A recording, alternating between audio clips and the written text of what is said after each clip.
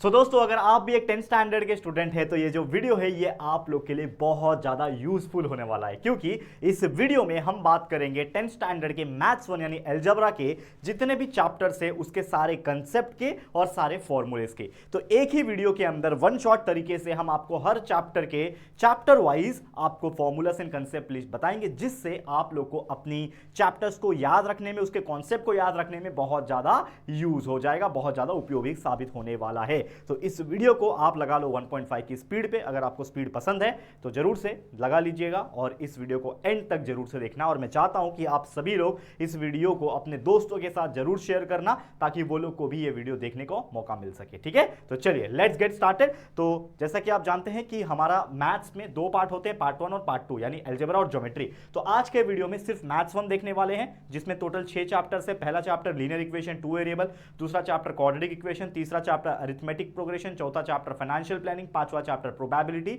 And छठा chapter sixth chapter जो है वो आपका स्टैटिस्टिक्स। तो ये 6 चैप्टर का ही कंटेंट है। लेकिन इसके जैसा सेम एक और वीडियो जो कि ज्योमेट्री का यानी मैथ्स पार्ट 2 का, वो भी हम प्लान कर रहे हैं। तो अगर आपको वैसा भी वीडियो चाहिए, यानी सर मैथ्स 2 का भी सर आप वीडियो बना दो, ऐसा कमेंट कर देना, मैं जरूर से 1-2 दिन के अंदर ही वो वीडियो भी बना दूंगा। तो चलिए इस वीडियो की शुरुआत करते हैं, formula and all the concept list. Let's get started. तो सबसे पहले जो पहला चैप्टर जो कि आप स्क्रीन के ऊपर देख पा रहे होंगे, तो पहला चैप्टर है हमारा कौन सा, सभी लोग जानते भी होंगे। पहला चैप्टर का नाम क्या है, लीनियर इक्वेशन 2 वेरिएबल। तो लीनियर इक्वेशन 2 वेरिएबल में क्या होता है कि कभी भी कोई चीज को लीनियर इक्वेशन 2 वेरिएबल कब कहा जाता है, जब उसके अंदर 2 वेरिएबल आ जाते हो। लेट्स से कि अगर आपका कोई एक नंबर है, उसके साथ एक वेरिएबल है, ठीक है ना, बीच में प्लस है या फिर माइनस है, उसके साथ कोई और एक नंबर और वेरिएबल आ गया, और अगर उसके इक्वल में कोई एक नंबर आ जाता है, लेट्स से 1 आ जाता है, 2 आ जाता है, तो इस प्रकार से कोई कंटेंट आपको दिखता है, कोई इक्वेशन अगर आपको दिखता है, तो हम लोग इसको बोलते हैं इक्वेशन इन 2 वेरिएबल बोलते हैं। यानी उसका एक स्टैंडर्ड फॉर्मूला होता है। अगर आपको मैं स्टैंडर्ड फॉर्मूला भी बता दूं तो उसको भी आप अच्छी तरीके से समझ सकोगे। तो जनरल तौर पे जो हमारे लीनियर इक्वेशन 2 वेरिएबल होते हैं, उसका जो स्टैंडर्ड फॉर्मूला, जनरल फॉर्मूला जिसको हम लोग बोलते हैं, वो होता है ax plus b y plus c is equal to 0। यानी कोई भी इक्वेशन अगर आपको इस प्रकार दिखता है तो वो उसका जनरल फॉर्मूला होता है। It is not a GF जो आप लोग सोचते हो, जीएफ यानी जनरल फॉर्मूला यहां पे होता है, ये उसका जनरल फॉर्मूला है। ठीक है, समझ में आ गया। अब इस चैप्टर के अंदर हमें देखने मिला है कि भाई कैसे दो जनरल तौर पे दो इक्वेशन रहेगा, लीनियर इक्वेशन 2 वेरिएबल रहेगा, उसको हम कैसे सॉल्व कर सकते हैं। तो by using simultaneous equation method and by using the substitution method we can find out the value of the both variable. And again मैं बताना चाहता हूं, फिर से एक बार बोल देता हूं कि हमारे इस चैनल JR ट्यूटोरियल्स के ऊपर हमने सारा का सारा 10th स्टैंडर्ड का मैथ्स 1 मैथ्स 2 के हर चैप्टर को डिटेल में, हर proper lecture by lecture videos के हिसाब से पढ़ा के रखा हुआ है। तो सारे वीडियोस अवेलेबल है, वो वीडियोस जरूर से।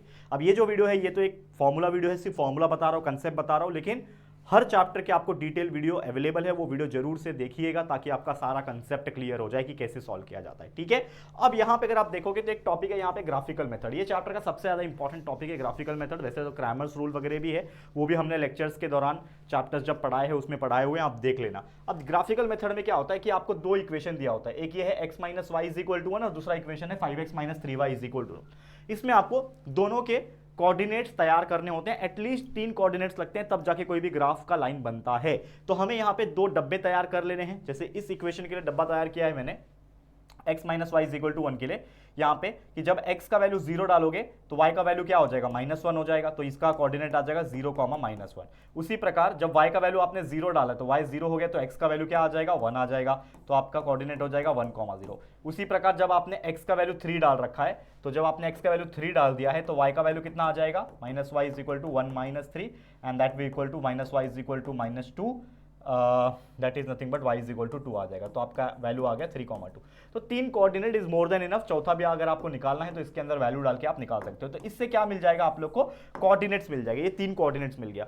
उसी प्रकार जो दूसरा इक्वेशन दिया रहेगा उसमें भी आप अपने कोऑर्डिनेट्स डाल सकते हो। लेट्स से कि x का वैल्यू यहाँ पे 2 है, तो x की जगह पे जब आप 2 डालोगे, ठीक है ना, 5 है, x की जगह पे जब आप 2 डालोगे -3y इज इक्वल टू 1, तो y का वैल्यू कितना आ जाएगा, तो 10 - 3y is equal to 1, therefore -3y is equal to 1 - 10 -3y is equal to -9, y will be equal to 3। तो y का वैल्यू कितना आएगा, 3। तो कोऑर्डिनेट्स क्या आ गया, 2, 3। वैसे जब आपने y का वैल्यू 8 डाला है तो क्या आ जाएगा, 5x माइनस y की जगह पे 8 डालोगे तो 3 8 जा 24 होता है, तो 5x minus 24 is equal to 1।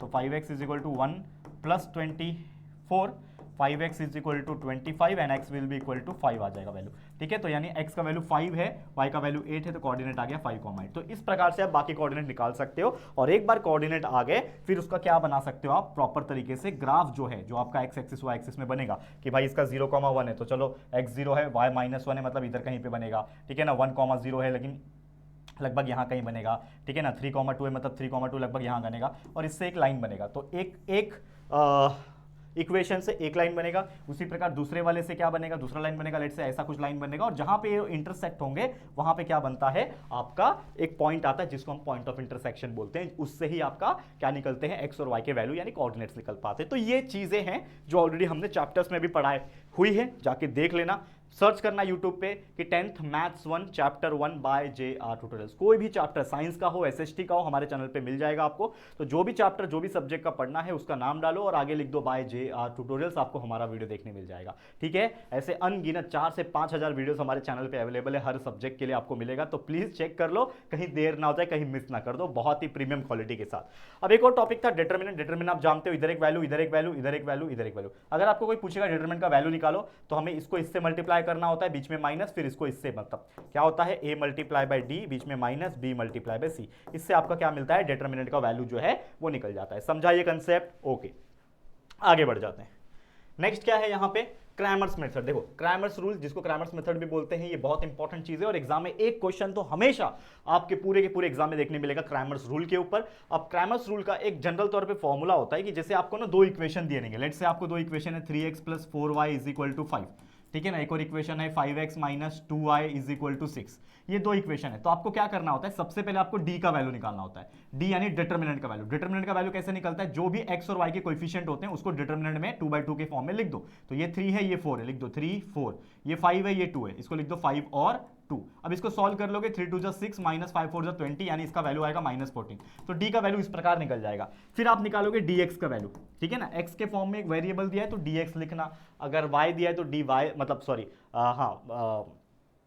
m और n दिया हुआ है तो dm और dn आ जाएगा। तो उसी प्रकार तो dx के लिए आपको क्या करना होता है, जो x वाले कोएफिशिएंट होते हैं इसको नहीं लिखना है, बल्कि उसके जगह पे हमारे जो कांस्टेंट वैल्यू होते हैं यहाँ पे इक्वल के इस तरफ, वो लिखना होता है, जो कि है 5 और 6। तो 5 और 6 x के जगह पे लिख दिया, बाकी y वाले सेम टू सेम 4 और 2 लिख देना है। इसको भी सॉल्व कर दो, कुछ वैल्यू आ जाएगा। फिर आपको निकालना होता है dy, ठीक है। तो dy के लिए क्या करना होता है, x वाले को सेम टू सेम लिखो और इस y वाले की जगह पे ये लिख दो 5 और 6, और इसको भी सॉल्व कर लो जैसे डिटरमिनेंट सॉल्व करते हो। तो ये वैल्यू जब निकल जाएगा तो फिर आपको निकालना होता है value of x and y, क्योंकि यहाँ पे x और y है ना, तो value of x and y निकालना होता है बाय यूजिंग दिस फॉर्मूला, जिसको हम क्रैमर्स रूल का फॉर्मूला बोलते हैं। x = dx/d और y के लिए dy/d। तो dx dy का वैल्यू निकल गया है, d का वैल्यू भी निकल गया है, इसमें डालना है और कैलकुलेट कर देना है। तो इस प्रकार से कोई भी एग्जांपल्स जो भी आपके क्रैमर्स रूल के ऊपर पूछे जाएंगे, सिंपल तरीके से या फिर हार्ड तरीके से, आप आराम से उसका आंसर जो है वो कर पाओगे, ठीक है। अब जैसे मैंने आपको पहले भी बता दिया कि standard form of quadratic equation जो होता है वो होता है ax + bx, ये क्या है आपका जनरल फॉर्म है, ax² + bx + c = 0, जो कि आपका फैक्टराइज के लिए यूज होता है, ठीक है ना।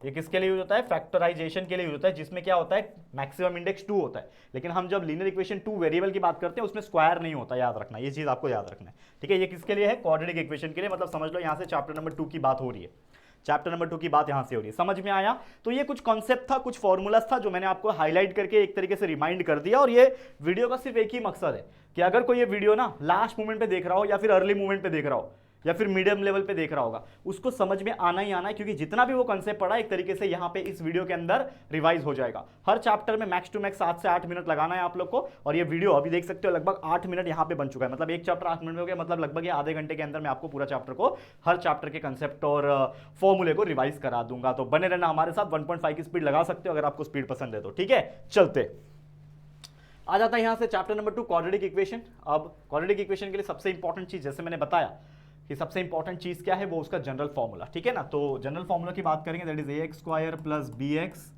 + c = 0। ये क्या है, इसका जनरल फॉर्मूला है, gf है, ठीक है। ये याद रखना, कभी भूलना मत। अब इसमें होता क्या है कि कोई भी इक्वेशन दिया रहेगा, लेट्स से ये x² - 4x - 5, इसमें हम लोग को क्या करना पड़ता है, सबसे पहले सबसे इंपॉर्टेंट चीज है हमारे लिए फैक्टराइज करना। फैक्टराइज के लिए हम लोग क्या करते हैं, उसका फैक्टर्स निकालते हैं, जो कि हमने 9th में भी सीखा हुआ है। तो मान लो जैसे ये इक्वेशन है हमारा, क्या है, x² - 4x - 5, ठीक है ना, और = 0 ले लिया। ये आपको दिया हुआ है क्वाड्रेटिक इक्वेशन, ठीक है, और आपको इसके फैक्टर्स निकालें। तो करना कुछ नहीं होता है, हमें पहले और तीसरे टर्म को मल्टीप्लाई करके साइड में लिखना होता है, तो -5 multiply by x square -5x², और इसको दो टर्म में स्प्लिट करना होता है इस तरीके से कि मल्टीप्लाई करके ये आ जाए और प्लस करके ये आ जाए। पढ़ा है ना हमने 9th में, क्या होता है मल्टीप्लाई करके आ जाए और प्लस करके ये बीच वाला टर्म आ जाए, करेक्ट है। तो ऐसे दो टर्म कौन से होंगे, हमें दो टर्म वहां पे लिखने हैं, तो बताओ कौन से ऐसे टर्म है।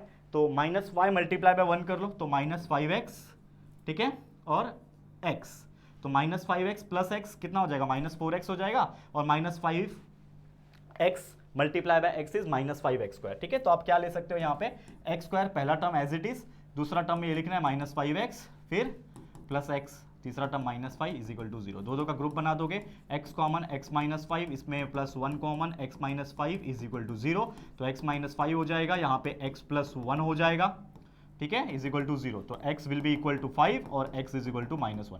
तो यहाँ पे हमें दो वैल्यू मिल जाएंगे, जो कि ऑलरेडी देखो यहाँ पे x -5 और x +1 जो है वो ऑलरेडी हमने फैक्टर निकाल के रखा है। तो यहाँ पे इससे पता चलेगा कि फैक्टराइजेशन मेथड के जो एक एग्जांपल डेफिनेटली एग्जाम में पूछे जाते हैं वो इस तरीके से सॉल्व करना होता है। लेकिन ये है कि बहुत सिंपल था, थोड़ा सा लेवल हार्ड होता है लेकिन बहुत ईजी होता है, आप प्रैक्टिस करोगे तो डेफिनेटली आएगा। सारे के सारे एग्जाम्पल क्वाड्रेटिक इक्वेशन के, सारे प्रैक्टिस सेट के, इवन प्रॉब्लम सेट के हमने एग्जाम्पल सॉल्व कराए हुए हैं, आप सर्च करके पढ़ सकते हो। प्लेलिस्ट में सबसे बेस्ट तरीका है कि प्लेलिस्ट में जाओ, अपने अपने स्टैंडर्ड के हिसाब से सब्जेक्ट ढूंढो और उसमें आपके वीडियोस अवेलेबल है, उसको देख डालो पूरा। एक और सबसे इंपॉर्टेंट चीज है जो कि है क्वाड्रेटिक इक्वेशन का फॉर्मूला मेथड, ठीक है ना। अब फॉर्मूला मेथड से जानने से पहले आपको पता होना चाहिए, जैसे ये फॉर्मूला मेथड है, आपका फॉर्मूला मेथड है ये, x इज इक्वल टू, मतलब x के फॉर्म में रहेगा तो x, m n के फॉर्म में रहेगा तो m लिखना, जो भी है, लेकिन याद रखना फॉर्मूला है आपका -b plus minus under root of b² - 4ac/2a। This is called as the formula method. इसको क्या बोलते हैं बच्चा, इसको बोलते हैं फॉर्मूला मेथड। और एक चीज, ये पूरा पीडीएफ, ये पूरा मेरा पढ़ा के हो जाएगा, जो भी है रिवाइज करा के, ये पूरा पीडीएफ आपको मैं दे दूंगा, फ्री ऑफ कॉस्ट दे दूंगा। कहां पे, टेलीग्राम ग्रुप पे। तो हमारा JR ट्यूटोरियल्स नाम का एक टेलीग्राम ग्रुप है जिसका लिंक डिस्क्रिप्शन में दिया है, वो टेलीग्राम ग्रुप को ज्वाइन कर लो सबसे पहले, ठीक है, जरूर से ज्वाइन कर ला, क्योंकि वहां पे पीडीएफ एंड इंपॉर्टेंट क्वेश्चंस में डालता रहता हूं, ठीक है। तो वो आपको ये वाला पीडीएफ अगर चाहिए तो मैं डाल दूंगा, ठीक है, जस्ट वीडियो अपलोड होने के तुरंत के बाद आपको आ जाएगा, लेकिन ज्वाइन कर लेना, सभी लोग को बोलता हूं, ठीक है। तो ये फॉर्मूला मेथड है। अब इसमें आपको पता होना चाहिए कि ये जो BAC दिख रहा है, यानी A, B, C, ये क्या है, ये आपके ऐसे टर्म है जो आपको बहुत ज्यादा यूज होते हैं, जिसको हम लोग अभी देखो ये b² - 4ac जो है, इसको हम लोग बोलते हैं डिस्क्रिमिनेंट्स। स्पेलिंग गलत हो गया,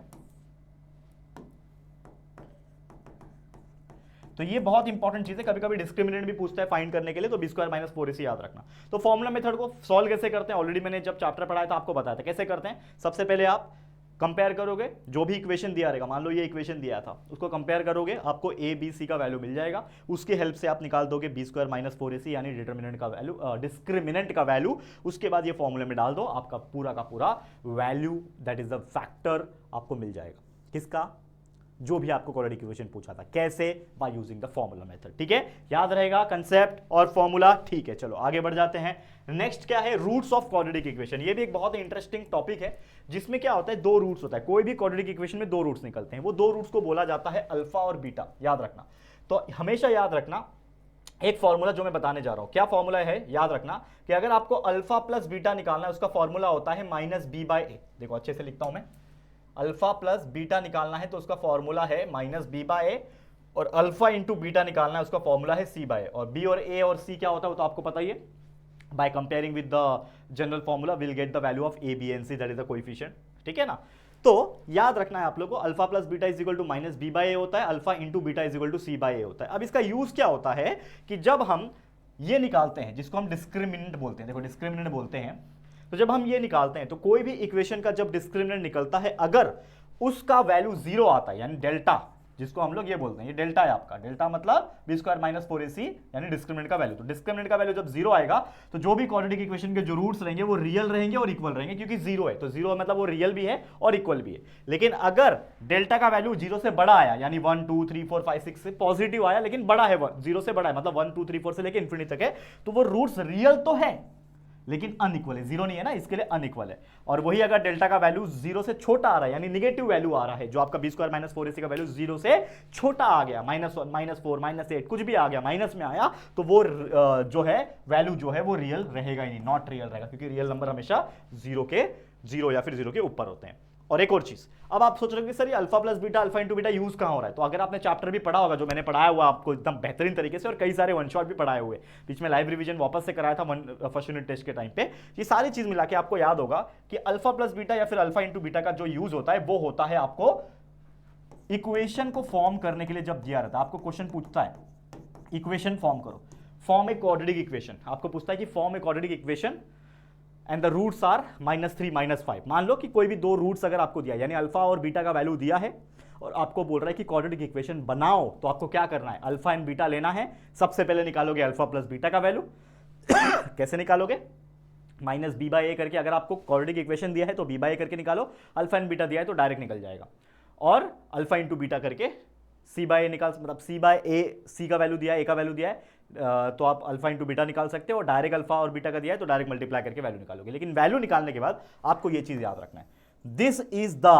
स्टैंडर्ड फॉर्म, या फिर we can say the formula of writing a quadratic equation. If we want to write a quadratic equation, if we want to form a quadratic equation, we have to follow this step, that is x square minus alpha plus beta का जो value आएगा वो उसके साथ में x मतलब जो भी वेरिएबल रहेगा, x रहेगा, y रहेगा, z रहेगा, m n p q r जो भी रहेगा, तो x square minus alpha plus beta x plus alpha into beta is equal to this is the equation formation, या फिर इक्वेशन फॉर्म करने का एक स्टैंडर्ड फॉर्मूला है।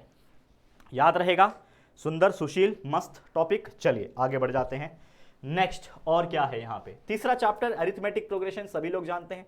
तो अरिथमेटिक प्रोग्रेशन क्या होता है, कोई भी चीज एपी में कब होती है, जब उसके बीच में प्रॉपर गैप होता है सेम सेम, जैसे ये 2, 4, 6, 8, 10 है और करते करते जा रहा है इन्फिनिटी तक, मुझे पता नहीं कहां तक जा रहा है, लेकिन इन सभी में कॉमन डिफरेंस क्या होता है। कॉमन डिफरेंस से पहले आपको एक चीज जानना पड़ेगा कि सबको सबसे पहले जो पहला टर्म होता है जिसको T1 बोलते हैं, जिसको A भी कहा जाता है, फर्स्ट टर्म वो 2 है, फिर T2 जो है आपका दूसरा टर्म 4 है, T3 जो है तीसरा टर्म जो कि 6 है, T4 चौथा टर्म जो कि 8 है, और फिर आप कोई भी दो टर्म ले लो आगे पीछे, उसको D निकालेंगे, कॉमन डिफरेंस निकालेंगे, यानी T2 माइनस T1 करके निकाल लो, D निकाल लो, T3 माइनस T2 करके, यानी आगे और पीछे के टर्म को माइनस करके आपको D का वैल्यू मिल जाएगा। तो D का वैल्यू जैसे 4 माइनस 2 कर लो, T2 माइनस T1 4 माइनस 2 होता है ना, तो 2 आ गया वैल्यू। T3 माइनस T2 कर लो, मतलब 6 माइनस 4 कर लो तो भी 2 आ गया। तो अगर सारे के सारे इसमें कॉमन डिफरेंस सेम आ रहा है, मतलब वो एपी में है, अरिथमेटिक प्रोग्रेशन में है, ये चीज याद रखना है, ठीक है। और अगर आपको कोई पूछेगा कि आगे के टर्म निकालो, लेट्स से आपको पूछा है कि T1 आपको पता है 2 है, लेकिन आपको T2 नहीं पता और D आपको दिया हुआ है 2, कॉमन डिफरेंस पता है और पहला टर्म पता है, और आपको पूछेगा अगला टर्म क्या आएगा, तो अगला टर्म के लिए क्या करना है, पहले वाले टर्म को D से प्लस कर देना है, T3 निकालना है तो इसके पहले वाले टर्म को D से प्लस कर देना है, T4 निकालना है तो इसके पहले वाले टर्म को D से प्लस कर देना है, तो जो भी वैल्यू रहेगा बस प्लस करते रहो, आपको वैल्यू मिल जाता है। इस प्रकार से याद रखना, ठीक है, याद रहेगा। यही सारी चीजें यहाँ पे लिखी हुई है जो मैंने एकदम शॉर्ट में एक्सप्लेन कर दिया है आपको। आगे बढ़ जाते हैं। अब nth टर्म ऑफ एपी, यानी कि अगर आपको कोई nth टर्म निकालना है, लेट्स से आपको दिया हुआ है 3, ठीक है ना, 3 के बाद दिया हुआ है लेट्स से 8, 13, 18 ऐसा दिया हुआ है, और आपको बोल रहा है कि फाइंड T17, यानी आपको 17वां टर्म निकालना है, यानी कि ये पहला टर्म 3 है, दूसरा टर्म 8 है, तीसरा टर्म 13 है, चौथा टर्म 18 है, तो आपको पूछा है कि 17वां टर्म क्या आएगा। तो आपको कुछ नहीं करना है, ये फॉर्मूला लगाना है, जिसका फॉर्मूला क्या है, Tn is equal to a plus n minus 1 into t. तो Tn मतलब nth टर्म, मतलब T17, n की जगह पे क्या डाला, फॉर्मूला क्या है, Tn is equal to a plus n minus 1 into d, बराबर, यही फॉर्मूला है ना, बराबर यही फॉर्मूला है। तो n की जगह पे क्या डालोगे, 17, a क्या होता है मेरा पहला टर्म, तो पहला टर्म मेरे लिए क्या है 3 डाल दिया, प्लस n मुझे पता है 17 है, 17वां टर्म निकालना है, n मेरा 17 है, माइनस 1, कॉमन डिफरेंस पता है क्या, 8 माइनस 3 कर दो, कॉमन डिफरेंस आ गया 5।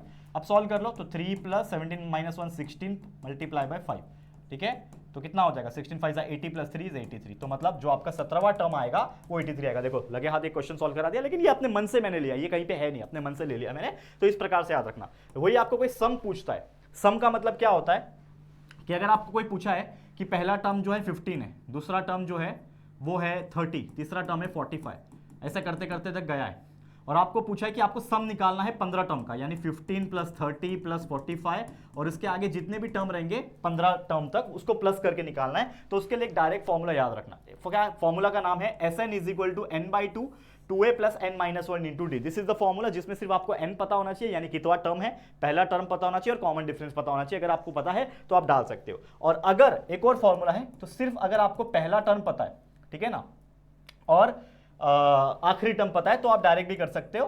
तो उसके लिए भी फॉर्मूला होता है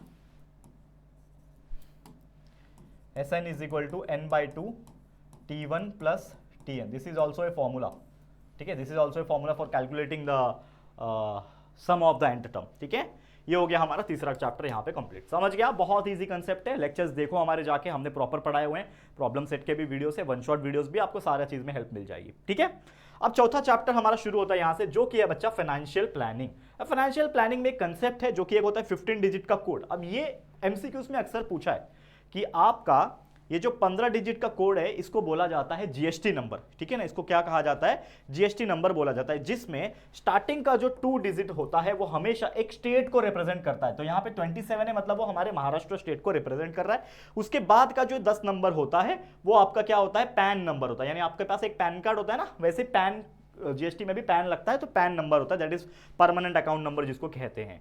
और उसके बाद 1 रिप्रेजेंट करता है आपका 1 रजिस्ट्रेशन है, Z रिप्रेजेंट करता है यूनिफॉर्म रहता है, मतलब बाय डिफॉल्ट आता है। 5 जो है वो जीएसटी पोर्टल पे सम डिजिट रिप्रेजेंट करता है। तो ये सारी चीजें हैं, बस आपको याद रखना है। तो अगर आपको कोई पूछता है कि भाई पैन में कितने नंबर होते हैं, 10 नंबर होते हैं, जीएसटी में कितने नंबर होते हैं, 15 नंबर होते हैं, अल्फा न्यूमेरिक, याद रखना ये सब चीजें। नेक्स्ट, अब चैप्टर नंबर 4 का बहुत सारे फॉर्मूलेज हैं, इसको नजर डाल दो, क्योंकि ये चैप्टर पूरा फॉर्मूले का ही खेल है, पूरा का पूरा चैप्टर। ठीक है ना, तो यहां पे अगर आप नजर डालो तो सबसे पहले है रेट ऑफ जीएसटी। तो रेट ऑफ जीएसटी जो होता है वो होता है सीजीएसटी प्लस एसजीएसटी। कहीं पे भी आप कुछ खरीदते हो तो जीएसटी आता है ना, तो जीएसटी में एक हिस्सा होता है सीजीएसटी का, यानी सेंट्रल गवर्नमेंट का, एक होता है स्टेट गवर्नमेंट का, एसजीएसटी का। ठीक है, अमाउंट ऑफ जीएसटी को कैलकुलेट करना है, तो जो भी वैल्यू, टैक्सेबल वैल्यू जो रहेगा, यानी जिसके ऊपर टैक्स लगता है वो वैल्यू रहेगा। और जीएसटी कितना टक्का है, 5% है, 10% है, 18% है, जो भी टक्का है, रेट ऑफ जीएसटी, उसको मल्टीप्लाई करके आपका अमाउंट निकल जाता है। ये सारा चैप्टर भी डिटेल में पढ़ाया हुआ है, प्लीज देख लेना, सर्च करना कि 10th maths 1 chapter 4 financial planning by JR tutorials. आप सर्च करोगे, proper lecture by lecture videos आएंगे, सभी लेक्चर्स को देखो, मजा आ जाएगा। और इतना डिटेल में पढ़ा दिया है ना कि कोई बच्चा फाइनेंशियल प्लानिंग का हमारा चैप्टर देख लेता है ना, वो कभी पीछे मुड़ के भी नहीं देखता है, बोलता है क्या पढ़ाया है यार, एक बार देखो जाके, और व्यूज भी देख लो आप जाके, ताकि खुद ही आपको आइडिया लग जाता है। ठीक है ना, तो total amount paid by customer, customer total amount क्या पे करता है, जो कि टैक्सेबल वैल्यू होता है, और जीएसटी भी हमें ही पे करना पड़ता है। फिर नेक्स्ट है जीएसटी पेबल बाय होलसेलर और रिटेल। जो होलसेलर होता है, रिटेलर होता है, वो जीएसटी क्या पे करता है, output tax minus input tax, ITC जिसको बोलते हैं, इनपुट टैक्स क्रेडिट करता है। कितना पैसा इन्वेस्ट किया वो कैसे पता चलता है, जो भी मार्केट वैल्यू चल रहा है उसको नंबर ऑफ शेयर से मल्टीप्लाई कर लो, वो होता है आपका सम इन्वेस्टेड।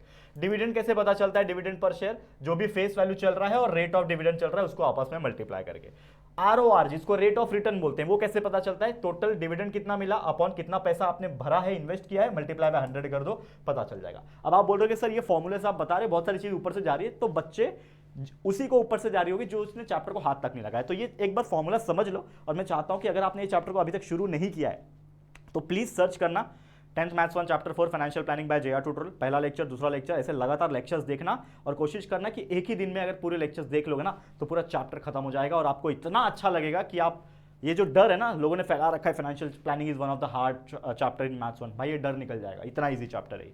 ठीक है, बस याद रखने वाली चीजें हैं इसमें, क्योंकि फॉर्मूलेज ज्यादा है। ब्रोकरेज का अमाउंट क्या होता है, जो भी मार्केट वैल्यू रहेगा और रेट ऑफ ब्रोकरेज जो रहेगा मल्टीप्लाई कर दो, आ जाएगा। फिर परचेस वैल्यू पर शेयर कितने का खरीदा, तो जो भी मार्केट वैल्यू रहेगा उसमें अमाउंट ऑफ ब्रोकरेज, क्योंकि भाई ब्रोकरेज भी लगने वाला है, वो ऐड कर देना। सेलिंग प्राइस क्या रहेगा, market value minus amount of brokerage. Market value क्या होता है, फेस वैल्यू प्लस प्रीमियम होता है, कितना चल रहा है प्रीमियम। और नंबर ऑफ शेयर्स निकालना है, तो sum invested upon market value upon multiply by 100 कर लेना। अब एक और चीज है कि वो शेयर डिस्काउंट पे चल रहा है, प्रीमियम पे चल रहा है, या फिर पार पे चल रहा है, यानी बराबर चल रहा है। कैसे पता चलेगा, कि जब मार्केट वैल्यू फेस वैल्यू से बड़ा होता है, मार्केट वैल्यू का प्राइस फेस वैल्यू से बड़ा होता है, मतलब शेयर प्रीमियम पे, यानी बहुत अच्छा खासा प्राइस चल रहा है। जब मार्केट वैल्यू फेस वैल्यू से छोटा है तो शेयर डिस्काउंट पे चल रहा है, और अगर मार्केट वैल्यू फेस वैल्यू से बराबर है तो वो पार पे चल रहा है, यानी इक्वल चल रहा है। ये क्वेश्चंस बहुत बार पूछे गए हैं, इनको जरूर से देखना और अच्छी तरीके से इसको ध्यान में रख लेना। ठीक है, आगे बढ़ जाते हैं, अगले टॉपिक पे आ जाओ। अगला है चैप्टर नंबर 5 प्रोबेबिलिटी। इसमें बहुत ज्यादा कुछ याद रखने वाली चीजें नहीं है, अपने आप चीजें समझ में आती है। जैसे प्रोबेबिलिटी क्या होता है, संभावना। तो एक कॉइन उड़ाओगे, अगर एक कॉइन उड़ाओगे तो संभावना होते ही हेड आएगा या तो टेल आएगा। तो एस मतलब सैंपल स्पेस होता है, कर्ली ब्रैकेट बनाया जाता है और उसके अंदर हेड और टेल HT लिख दिया आपने। तो नंबर ऑफ सैंपल स्पेस कितना है 2, यानी 2 ही चांस है आने का, या तो हेड आएगा या तो टेल आएगा। लेकिन अगर 2 कॉइन को साथ में उड़ाओगे, दोनों कॉइन को साथ में उड़ाए तो हो सकता है दोनों पे हेड आ जाए, या तो हो सकता है दोनों पे टेल आ जाए, या फिर एक हेड और एक टेल आ जाए, और एक टेल एक हेड आ जाए, यानी टोटल 4 संभावना है आने की। Number of s is equal to 4। 3 coin को अगर साथ में उड़ाओगे तो तीनों पे हेड हेड हेड आ सकता है, हेड हेड टेल आ सकता है, हेड टेल हेड आ सकता है, टेल हेड हेड आ सकता है, head tail tail, tail head tail, tail tail head, tail tail tail. इसको मैंने बताया है, लेक्चर अगर आपने देखा है तो आराम से याद कर पाओगे, वहां पे मैंने ट्रिक समझाया हुआ है। तो ये 8 होते हैं, याद रखना। और ये आता है क्वेश्चन बहुत बार, इसी टॉपिक पे क्वेश्चन ज्यादा आता है, एक बार चेक कर लेना। अगर एक डाय यानी गोटी, सोंगटी म्हणतात आम्ही मराठीत, ते लूडो असता ना, लूडो खेलते हैं ना हम लोग, वो लूडो का गोटी जो है उसको हम लोग बोलते हैं। तो उसमें 6 ही नंबर होते हैं, तो 6 आएगा। Number of sample space is 6। 2 गोटी को उड़ाया तो 1 1 भी आ सकता है, 1 2 भी आ सकता है, 1 3 भी, 1 4 1 5 1 6 भी आ सकता है। वैसे 2 के साथ 2 1 2 2 2 2, वैसे 3 के साथ 3 1 3 3 2 4 1 4 4 5 5 5 1 6 6 6 6। ठीक है, तो ऐसे टोटल कितने हो जाएंगे 36 36। ठीक है, एक कार्ड है, पत्ते खेलते हो पत्ते, गणपति में मैं तो खेलता था, तो जो हम पत्ते खेलते हैं उसमें 52 कार्ड्स होते हैं। ठीक है ना, तो उसमें 1 से 25 आने की संभावना क्या है, 1 से लेकर 25 मतलब 25 नंबर, तो ऑब्वियसली सैंपल स्पेस में आएगा 25। ठीक है, एक कार्ड है, 25 में से मैंने खींचा 52 ऑप्शन ना, 52 कार्ड में से एक कार्ड खींचा, तो संभावना क्या है, डायमंड होते हैं, स्पेड होता है, ठीक है ना, माफ करना, टोटल 4 कार्ड होते हैं, एक डायमंड होता है, ठीक है, डायमंड होता है, एक स्पेड होता है, एक होता है आपका हार्ट, और एक होता है आपका, इसको क्या बोलते हैं, 4 नाम भूल गया, देखो अभी मैं हिंदी में बोलते हैं, जैसे ईटा होता है, ठीक है ना, ईट बोलते हैं, डायमंड, ईट को डायमंड बोलते हैं, दिल दिल, हाँ एक होता है उल्टा पान, उसको स्पेड बोलते हैं आई गेस। और क्या रह गया, ठीक है ना, पता है ना आपको, 4 टाइप के कार्ड होते हैं, सिंबल होता है, हर कार्ड पे सिंबल बना होता है। एक तो ऐसा ये वाला लाल वाला सिंबल होता है, ठीक है ना, ठीक है, ईटा बोलते हैं जिसको, बराबर। एक होता है दिल, आपका दिल होता है, लाल दिल, देखा है ना, लाल दिल होता है। और एक होता है आपका उल्टा पान, ब्लैक कलर का, ब्लैक कलर का उल्टा पान होता है, ऐसा ऐसा कुछ तो रहता है, उल्टा दिल ऐसा, बराबर, उल्टा दिल होता है, पान का पत्ता जैसा उल्टा, ब्लैक कलर का। ओके, और एक चौथा कार्ड कौन सा होता है, चीड़ी, हाँ वो याद नहीं आ रहा, चीड़ी बोलता हूं मैं उसको, क्लब, क्या लाल क्यों निकल रहा है, ऐसा कुछ तो रहता है, ऐसे कुछ तो रहता है, उल्टा पेड़ पेड़ जैसा, इसको क्लब बोलते हैं, इसको स्पेड बोलते हैं, इसको हार्ट बोलते हैं, इसको डायमंड बोलते हैं। तो ऐसे हर कार्ड के 13 होते हैं, टोटल 52 कार्ड होते हैं ना, तो 13 ये रहेगा, 13 ये रहेगा, 13 ये रहेगा, 13 ये रहेगा, याद रखना। कोई भी पत्ता अगर आप देखना चाहते हो तो देख सकते हो, ठीक है। तो ऐसे कुल मिला के 52 कार्ड रहते हैं, समझा, याद रहेगा, ओके। अब प्रोबेबिलिटी कोई भी इवेंट का रहेगा तो उसको निकालने का फॉर्मूला होता है, probability of A is nothing but number of A divide by number of S. यानी आपको कोई पूछेगा कि प्रोबेबिलिटी बताओ कि अगर 2 कॉइन उछलता है तो उसकी प्रोबेबिलिटी क्या है, तो उस हिसाब से निकलता है। और हमेशा याद रखना, कोई भी इवेंट का जो प्रोबेबिलिटी रहता है वो हमेशा लेस देन 1 होता है, याद रखना, लेस देन या फिर इक्वल टू 1 रहता है, 1 से बड़ा नहीं आ सकता कोई, ठीक है, याद रखना, ठीक है। ये पूरा चैप्टर पढ़ाया हुआ है, जाके देख लो कि प्रोबेबिलिटी निकालते कैसे, एक बार समझ लो जाके, ठीक है। नेक्स्ट है chapter, last chapter, chapter 6 statistics. इसमें एक बहुत इंपॉर्टेंट कंसेप्ट है सेंट्रल एंगल का, जिसका फॉर्मूला होता है नंबर ऑफ स्कोर्स, जितने भी नंबर ऑफ स्कोर्स रहेंगे divide by total number of scores multiply by 360, ठीक है। ये देख लो चैप्टर जाके, आपको समझ में आ जाएगा कि एग्जैक्टली कैसा होता है। ये फॉर्मूला मैंने आपको बता दिया है। अब इसके और भी कुछ फॉर्मूले हैं, जैसे मीन, मीडियन, मोड, इसमें 3 चीज है। तो मीन में भी 3 मेथड्स है, ठीक है ना। एक डायरेक्ट मीन मेथड है जिसमें x is equal to summation of f i x i divide by f i होता है, ठीक है। अब ये कैसे आता है वो सबके लिए आपको लेक्चर्स देखना पड़ेगा, तो प्लीज देख लेना। एक होता है एज्यूम मीन मेथड, जिसमें आपका फॉर्मूला होता है, ठीक है ना,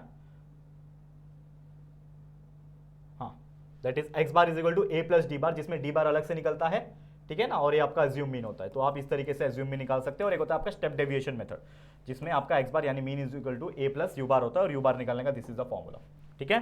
फिर एक होता है मीडियन, जिसमें l plus n by 2 minus cumulative frequency upon f into h होता है। वैसे एक होता है मोड। तो ये सारा चीज कैसे निकाला जाता है, प्रॉपर प्रैक्टिस सेट के हिसाब से हर क्वेश्चंस को डिटेल में समझाया हुआ है। और अगर आप वीडियो देख लोगे ना, मैं एक चीज दावे के साथ कह सकता हूँ भाई, इतना मजा आ जाएगा आपको देख के कि सारे डाउट क्लियर हो जाएंगे, और मैथ्स में 40 में से 40 मिल के रहेगा मार्क्स। अगर आप अपने तरफ से गलती ना करोगे तो। ठीक है, समझ में आ गया?